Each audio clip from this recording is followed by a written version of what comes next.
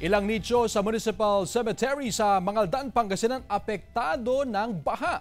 May live report si Jasmine Gabriel Galban. Jasmine? Chris, sa mga oras nga na ito, tuloy-tuloy pa rin ang paglilinis sa mga sementeryo dito sa Mangaldan, Pangasinan. Ilang araw bago ang undas, lubog pa rin sa bahang ilang nicho na matatagpuan sa Municipal Cemetery sa Mangaldan, Pangasinan. Pahirapan ang paglilinis ng ilang residente. Dahil sa baha, kinakailangan pang tumungtong sa mga nicho para makadaan at makapunta sa ibang bahagi ng sementeryo. Si Jonald, maaga nang bumisita sa mga yumaong kaanak. Pasalamat siya na humupa na ang baha sa kinatayuan ng nicho ng mga yumaong mahal sa buhay. Opo ma'am, para wala pong maraming tao. Sinimulan na rin ngayong araw ang paglalagay ng railings o harang sa gitna ng Jimenez Street na dadaanan ng mga bibisita sa sementeryo.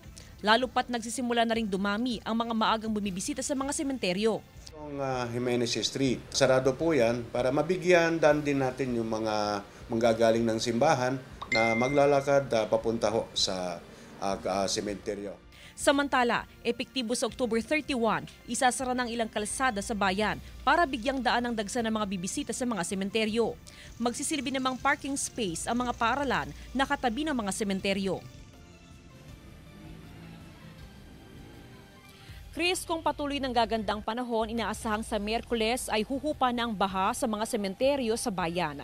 Chris? Maraming salamat, Jasmine Gabriel Galban.